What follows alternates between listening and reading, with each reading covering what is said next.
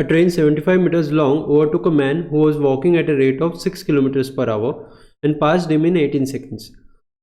Again, the train overtook a second person in 15 seconds. At what rate was the second person traveling? Okay, so the question is telling me that there is this train whose length is 75 meters and it overtakes a man. So there is a man who is also walking. Okay, so in which direction is the man walking? Is it walking to its right or is it walking to its left? Pay attention to this word. It is said that a train overtakes. Okay, so that means this man is also traveling in the same direction as that of the train. So if train is moving in this direction, a man is also moving in this direction. Okay, and at a rate of 6 kilometers per hour. So we are given the speed of this man whose speed is 6 kilometers per hour and passed him in 18 seconds, and this train passes this person in time which is 18 seconds. Okay, again a train overtook a second person in 15 seconds. So there is another person who is also walking, whose speed is not given to us, at what rate the second person was traveling. So that is what we have to find out, the speed of the second person. Okay, and it passes in 15 seconds. So we are given the time which is 15 seconds. Okay, so now when can we say that this entire train passes this person?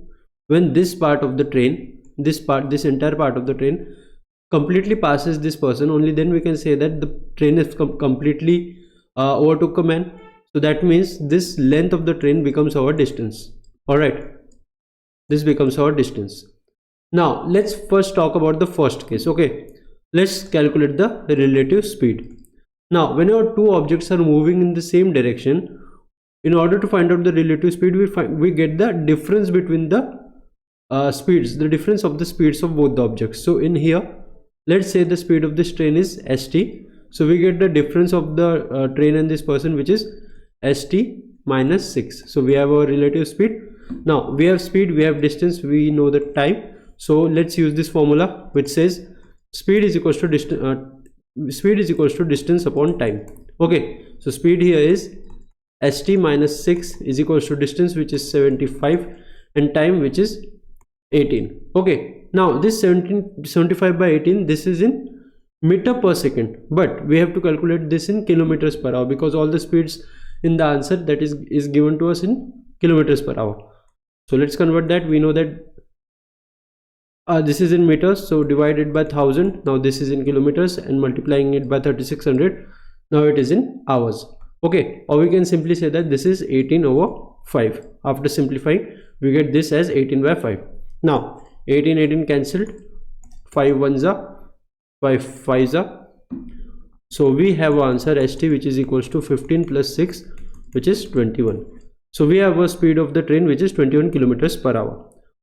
Now let's calculate the relative speed for the train and the second person. So again here we find out the difference. So here speed of train is 21, speed of the person we don't know, so we write it as s. So this is the relative speed. We know speed, we have distance, we have time. So let's use the formula which says speed is equals to distance upon time. Speed here is 21 minus s, distance here is 75 by time, which is 15. Again we multiplied by 18 by 5 in order to convert this meter per second into kilometers per hour.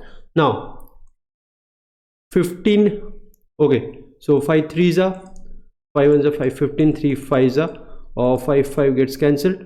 So we have 21 minus s, which is equals to 18, or we can simply say that s is equals to 21 minus 18, which is 3, and this is our required answer. This is what we have to find out, the speed of the second person. So this is 3 kilometers per hour. So here option A is the correct one.